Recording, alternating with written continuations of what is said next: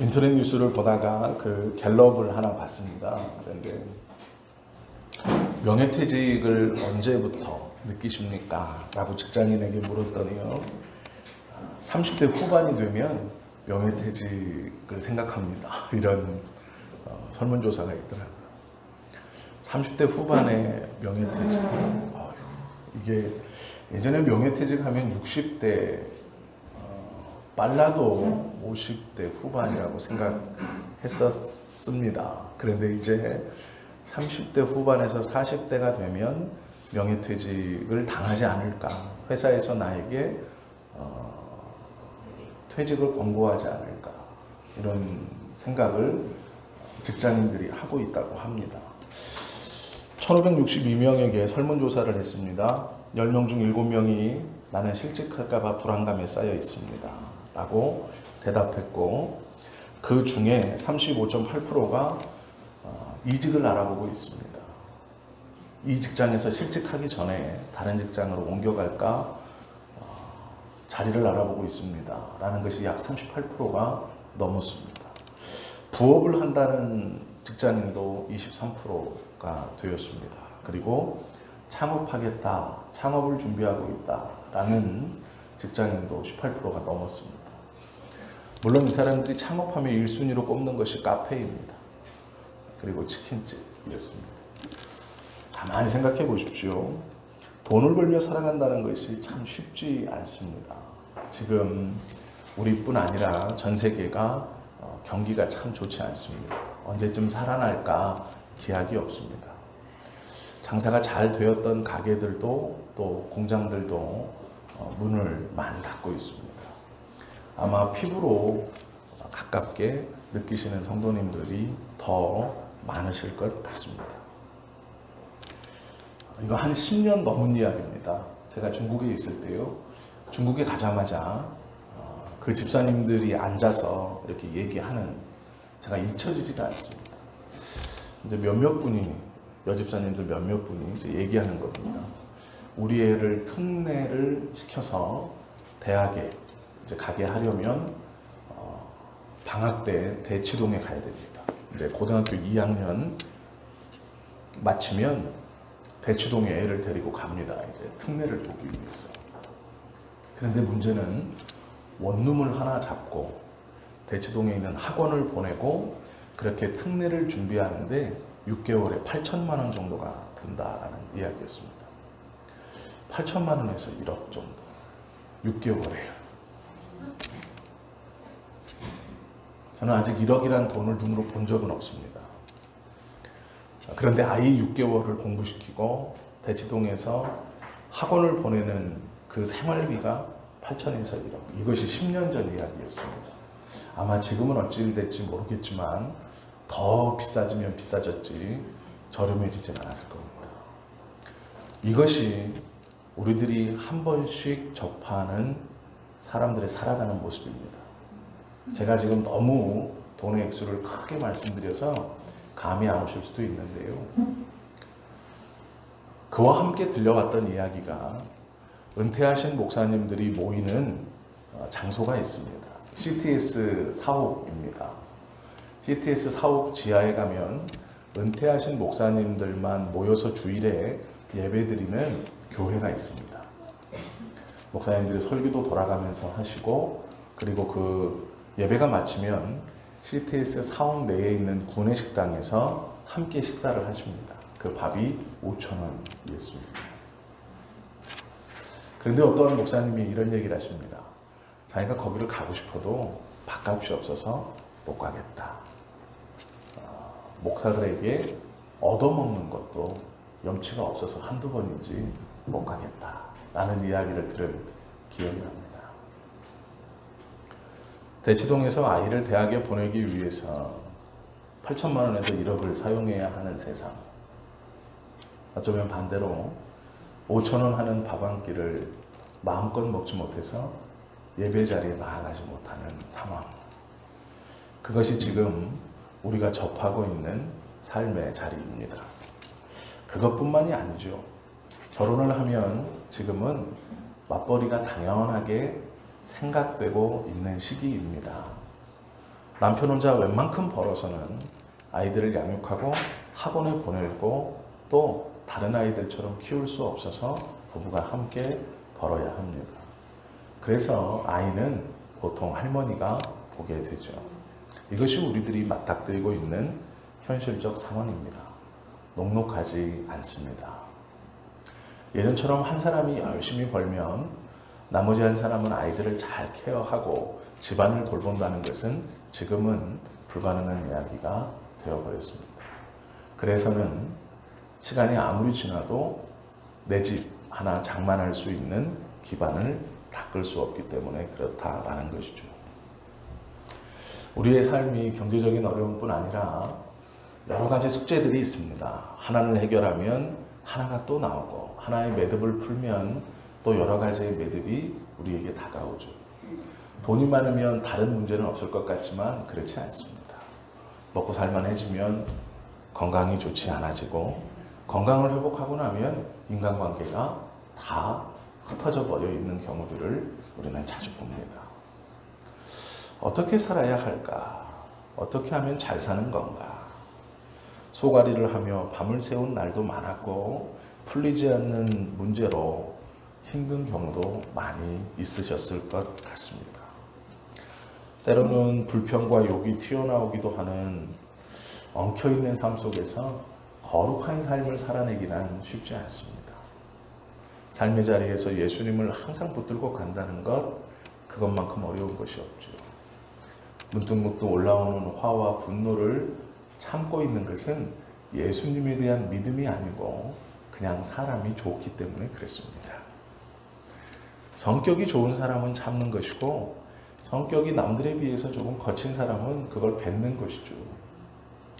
우리의 삶에서 무엇인가를 인내한다는 것이 하나님 때문이라면 좋겠지만 우리는 많은 부분 그렇지 못합니다.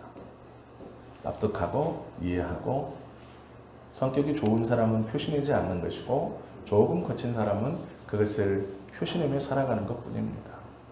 가만히 보면 예수님과 우리는 너무 멀리 떨어져 있는 삶을 사는 것 같습니다. 이렇게 살다가도 주일이 되면 깨끗하게 차려입고 예배당 안에 저는 서 있고 우리 성도님들 앉아 있습니다.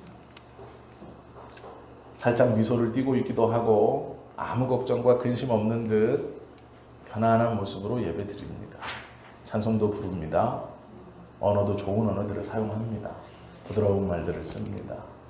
그런데 문제는 삶의 자리에서 그 치열함과 예수님과 상관없이 살던 그 삶이 언제였냐는 듯이 교회 안에서는 서로 그냥 좋은 게 좋은 거지 하고 살아간다라는 것이죠. 하나님 앞에서 진정한 쉼과 내어놓음은 어느 순간 체면 때문에 어느 순간 보여주는 모습이 중요하기 때문에 언제나 평화로운 척하며 예배 자리에 나와 있는 것이 우리의 모습이 아닌가 돌아보아야 합니다. 우리는 오늘 본문을 통해서 예수님에 대해서 다시 한번 보려고 합니다. 우리의 삶과 예배의 자리, 그 중심에 계신 예수님, 그 예수님 앞에 우리가 어떻게 살아가야 하는가, 그리고 그 예수님은 어떠한 분이신가, 오늘 우리가 그것을 좀 다시 보려고 하죠. 예배받기에 합당하신 예수님, 그 예수님, 그 하나님을 예배하기 위해서 우리가 주님의 교회에 왔습니다. 그리고 앉아서 예배를 드립니다. 너무 잘하시는 것이고 감사한 일이죠. 예배 자리에 불러주신 하나님께 감사하고 또 조금 몸이 불편하지만 그래도 교회에 올 수 있는 시간과 건강을 허락해 주셔서 감사하죠. 그런데 문제는 우리의 감사함과 예배가 예배 시간이라는 요 시간에 한정되어서 드려지고 예배당 밖을 나가면 삶의 자리에서 여전히 외롭게 혼자 투쟁하며 살아간다라는 것이 문제입니다. 오늘은 우리의 삶의 자리에서 예수님이 어떠한 은혜를 주시는가를 보려고 합니다. 히브리서 2장 18절은 이렇게 말하죠. 그가 시험을 받아 고난을 당하셨은 즉 시험받는 자들을 능히 도우실 수 있느니라. 체험이라는 것이 있습니다. 경험한다는 것이죠. 또 지식적으로 아는 것이 있습니다.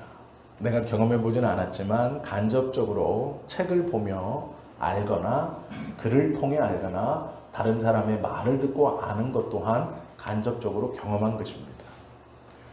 그러나 상대방을 제일 잘 이해하기 위해서는 그 사람과 동일한 경험을 해보면 상대방을 잘 이해할 수 있습니다. 반려동물을 보내놓고 약 30만 원에서 50만 원을 들이면 그 반려동물을 예쁘게 꾸며서 화장하는 화장터가 따로 있습니다. 제가 사진을 보다가 얼마 전에 그걸 알았습니다. 예전 같았으면 그랬을 겁니다. 아니, 짐승이 죽었는데 30만 원에서 50만 원을 내고 그걸 화장을 하고 뼈가루를 받아서 뿌리기도 하고 가지고 있기도 하고 세상에. 그런데 지금 제가 가만히 생각해 보면 그럴 수도 있겠다 이런 생각을 합니다. 전자의 생각을 갖고 있었을 때는 제가 고양이를 키우기 전이고요. 후자는 제가 고양이를 키우고 난 후에 바뀐 생각입니다. 그럴 수 있겠다. 아직 그렇게까지 할 자신은 없습니다. 그런데 그럴 수도 있겠다라는 생각을 합니다. 키워보니까 이게 그냥 막 다룰 수 있는 것은 아니다라는 생각을 가졌기 때문에 그렇습니다. 예수님께서 하늘에 계시고 인생의 문제에 초연하신 분, 나는 하나님이고 너희는 피조물이니 너희가 이 땅에서 살아가는 그 모습 내가 잘 보고 있을게. 어디 한번 지혜롭게 해봐라. 잘 이겨봐라. 신앙이라는 것으로 다른 사람한테 피해주지 말고 칭찬 들으며 살아봐라라고 팔짱을 끼고 보고 계시는 분이 아니시다라는 것이죠. 우리의 번뇌의 깊은 늪에서 예수님은요, 어떻게 이렇게 나오면 돼 라고 말씀해 주시는 분이 아니라 그곳으로 들어오셔서 우리의 손을 잡고 친히 함께 빠져나오시는 분이다라는 것이죠. 우리가 다 아시는 것처럼 예수님은 가난한 목수의 아들로 짐승의 먹이통 가운데 뉘어져 이 땅에 처음으로 등장하셨습니다. 예수님의 삶이 좀 부요했으면 좋았을 것인데 가난한 목수의 아들로 태어났고 설상가상 육신의 아버지인 요셉은 일찍 생을 마감했습니다. 홀로 남겨진 어머니인 마리아와 그 뒤로 줄줄이 태어난 동생들의 먹을거리를 책임지며 장남인 예수는 자신의 10대의 삶을 살아내야 했습니다. 목수라는 것은 이스라엘 백성들 중에도 땅의 분배권을 잊어버리고 특별한 기술이 없어 자신의 몸으로 먹고 사는 그러한 직업군입니다. 목수는 어디에 가서 나의 직업이 목수다라고 말하기가 부끄러운 직업 중 하나였습니다. 분명히 이들 모두는 조상 때 땅을 분배받았습니다. 그런데 조상 때 누군가가 그 땅을 팔아버리거나 잃어버린 것입니다. 그리고 다시 찾지 못한 것입니다. 그렇게 하나님께서 맡겨주신 땅을 잃어버린 그들은 갈릴리 호수 주변에서 물고기를 잡고 살거나 그것도 여의치 않으면 들판으로 나가 양을 쳐야 했습니다. 그거보다 조금 나은 것이 목수입니다. 목수는 좋은 직업이 아닙니다. 예수님이 태어나신 말구유통을 깎아 만드는 사람, 그렇게 그냥 생각하시면 됩니다. 그 일을 가지고 어머니와 형제들을 먹여 살릴 책임이 젊은 예수에게 있었습니다. 그가 공생애를 시작하기 전 그는 가난이라는 것이 무엇인지 알고 있었습니다. 사는 동네는 그 지역에서 가장 가난한 동네였습니다. 삶의 수준은 바닥이었습니다. 예수님이 젊은 시절은 그렇게 먹을거리를 걱정하며 어머니의 먹을거리와 형제들의 먹을거리를 걱정하며 살아가는 삶이었습니다. 그렇게 사시다 그는 한 나라가 다른 나라의 지배를 받는다는 식민지의 지배자의 이 식민 지배를 받는 사람들의 삶이 무엇인가도 친히 경험하셨습니다. 노예라고 불릴 수는 없지만 노예와 같이 사는 삶,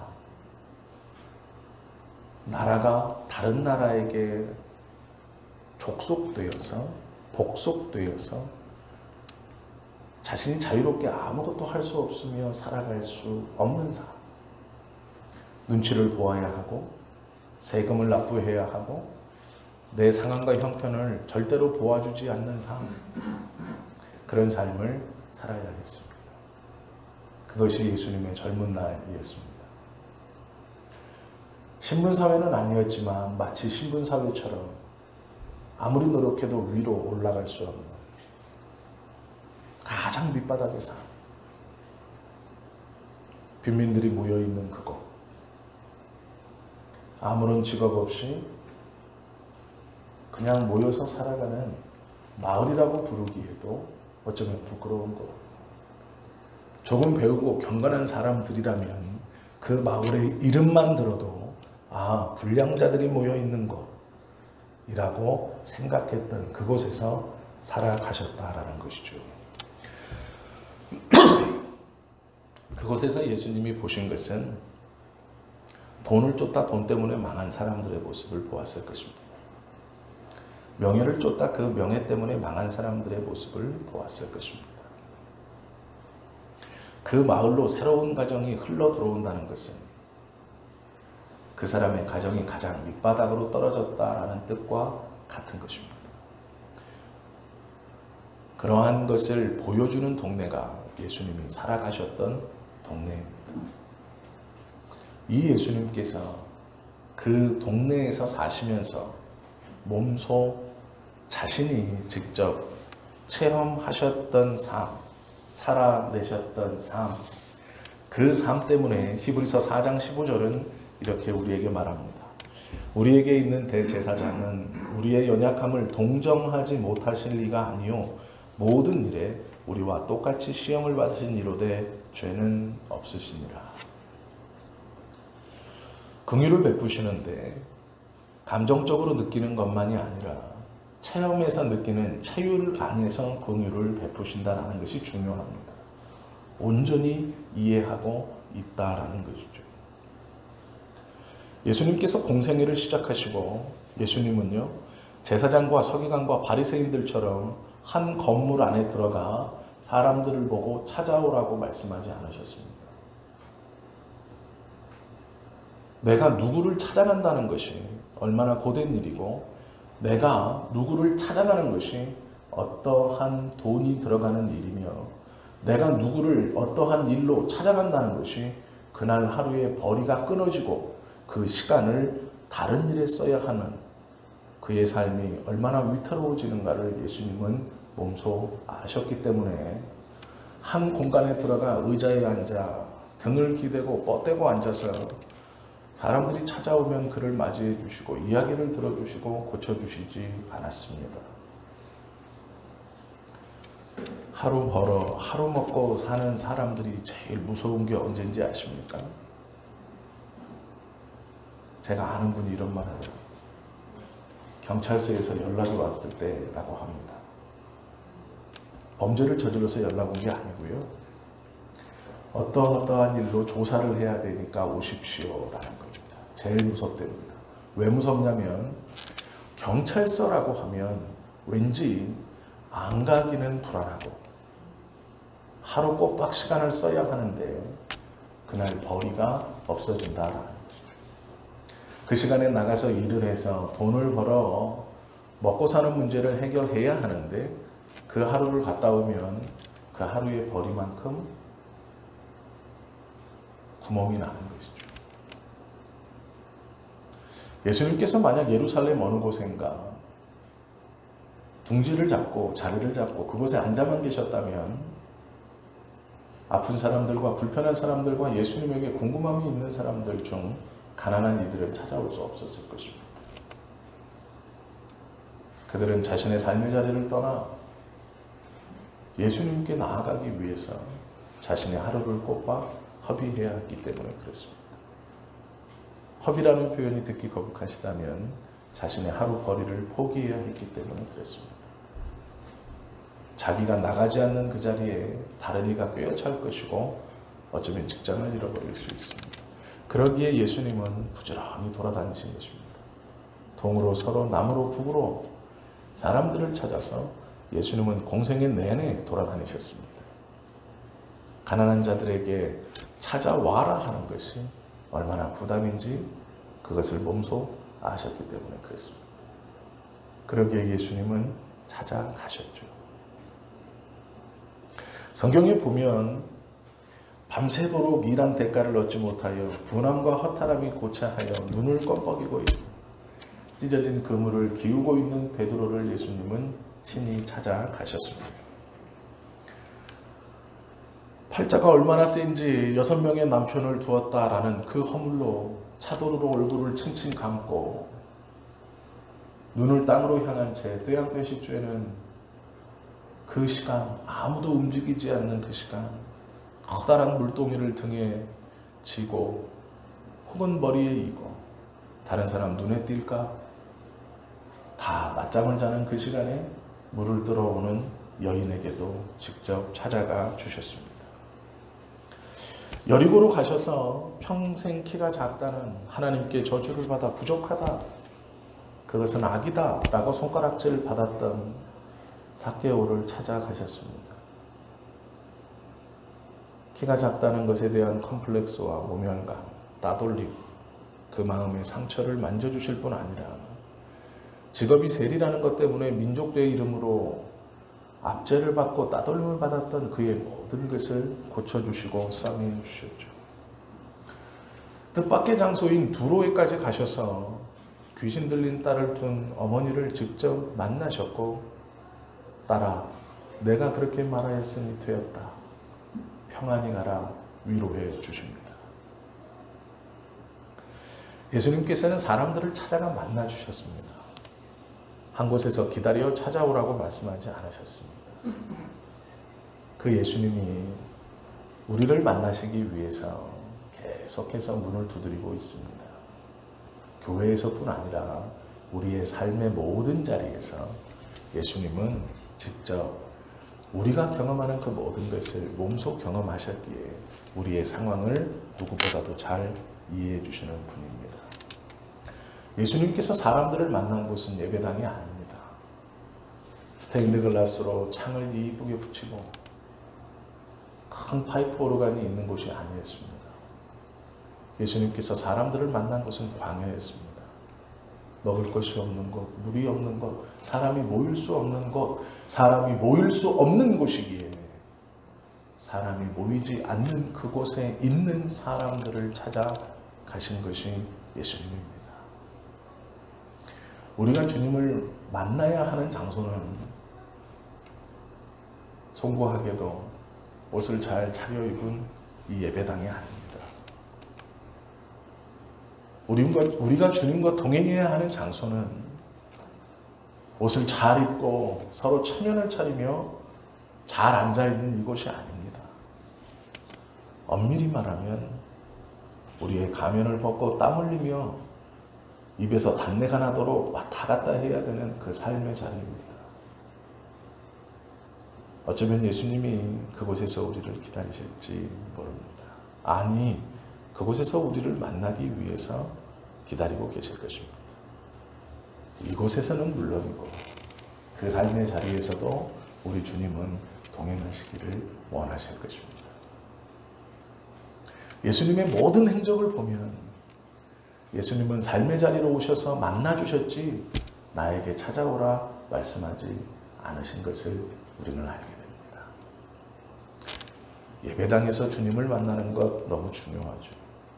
그러나 예배당 밖에서도 주님과 동행하실 수 있어야 됩니다. 그 예수님은 우리의 어려움을 동정하지 못하실 분도 아니고 나는 모르겠다라고 손을 놓고 계신 분도 아닙니다. 동행하길 원하시는데 우리가 그 손을 거절합니다.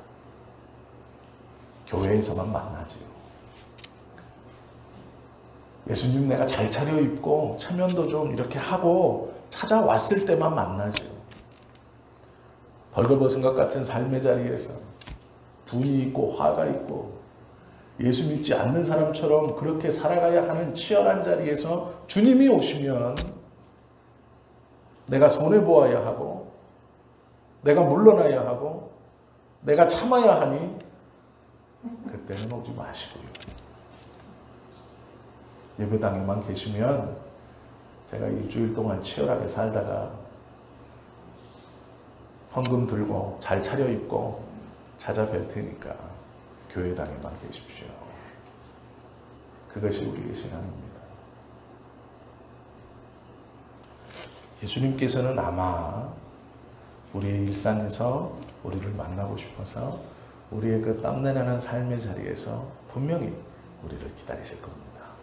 그 예수님과 동행하시는 저와 여러분이 되셔야 합니다. 예수님이 우리의 삶의 문제만을 해결시켜 주시기 위해서 오셨는가? 그렇지 않습니다. 물론 우리의 삶에서 일어나는 모든 문제를 성경은 예수님이 능히 도우시는 분이다 말씀하고 있습니다. 능히 도우실 것이다. 내가 어떠한 일을 하는데 한 사람만 더 있었으면 이걸 한 사람만 더 도와주면 너무나 잘할 수 있다라고 생각하는 그 도움, 그것을 우리 예수님이 능히 돕는다라고 성경은 분명히 말씀합니다. 그런데 우리가 꼭 기억해야 됩니다.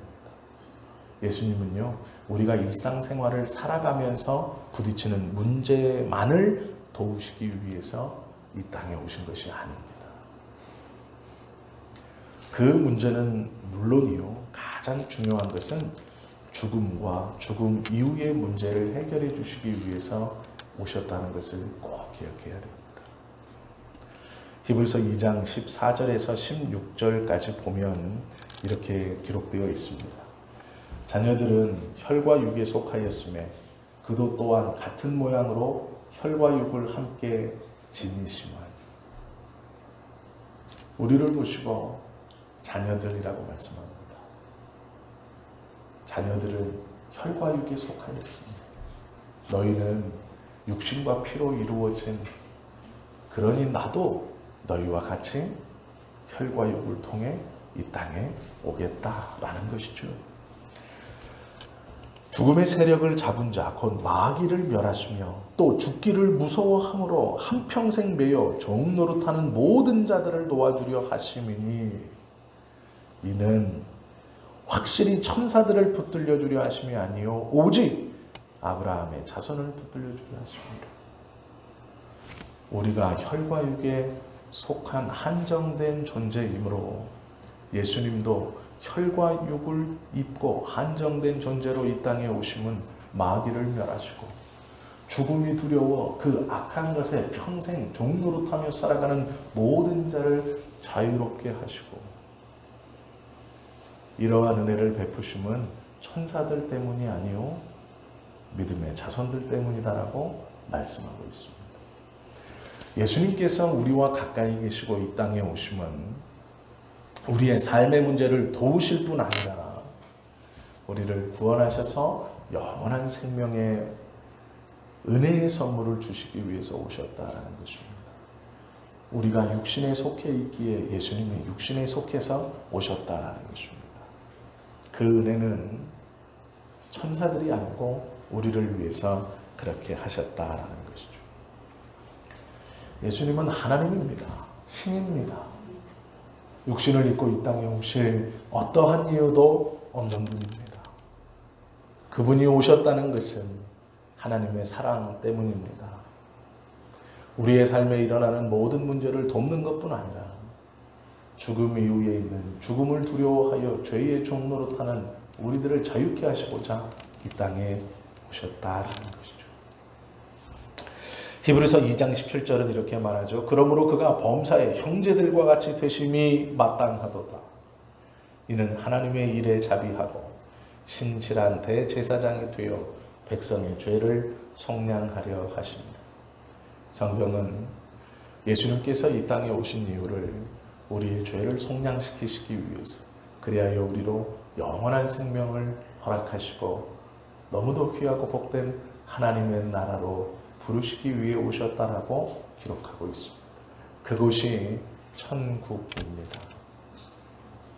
예수님이 이 땅에 오심은 일상에서의 우리의 삶과 동행하시고 그 땀내나고 단내나는 그곳에서 우리를 도우시고 우리와 함께 하시는 것뿐 아니라 우리의 죽음의 문제를 해결시키시고 우리에게 영원한 생명을 허락하셔서 너무도 귀하고 복된 하나님의 나라로 우리를 인도하시기 위해 오셨다라고 성경은 말씀하고 있습니다. 이 좋은 예수님을 교회당 안에서만 만나시면 안 되는 것입니다. 내가 준비되었을 때만 예수님 만나고, 내가 조금 소홀한 모습으로 있을 때 그때는 거절하면 안 되는 것이죠.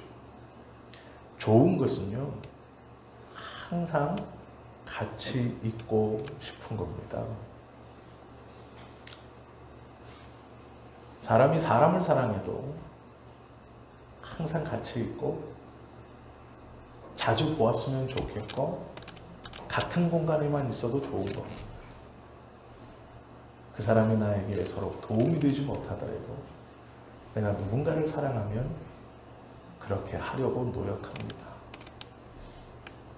하물며 우리가 하나님을 사랑한다라고 말했을 때, 아니 반대로 하나님이 내가 너를 사랑한다라고 우리에게 말씀하셨을 때 그분은 우리의 모든 것을 함께 하시기를 원하시는 분이십니다. 우리의 모든 순간 동행하시기를 원하시는 분이십니다. 우리가 원치 않아도 그분은 그것을 원하고 계십니다.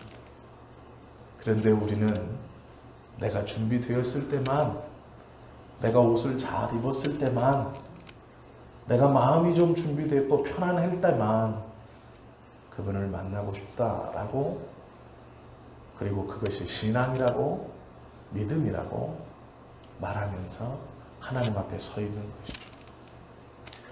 우리의 삶이 모든 삶의 자리에서 예수님과 동행하는 삶이 되시기를 원합니다. 그것을 주님이 기뻐하시는 것입니다. 많은 문제들이 있을 겁니다. 어쩌면 이 자리에 오시면서도 기도의 제목들을 안고 오셨을 것입니다. 기억하십시오. 우리 주님은 그 모든 기도의 제목을 능히 도우시고 함께 고민하시고 친히 해결해 주시려는 분이십니다. 일주일의 삶 속에서 우리 예수님은 언제나 우리와 함께 하시는 분입니다. 그는 시험을 받아 고난을 당하였은즉 시험 받는 자들을 능히 도우시는 분이십니다. 우리 모두를 도우시는 분입니다. 그리고 그는 우리의 삶의 일상의 문제를 도우실 뿐 아니라 죽음의 문제를 해결하시고 우리를 영원한 하나님의 나라로 불러들이시는 너무도 귀하고 복된 분입니다. 그분이 예수 그리스도이십니다. 이 예수 그리스도와 모든 시간, 모든 곳에서 동행하며 살아가시는, 그래서 그 은혜를 예배드릴 때뿐 아니라 우리의 모든 삶에서 누리며 살아가시는 저와 여러분 모두가 되시기를 예수님의 이름으로 축원합니다. 기도하시겠습니다.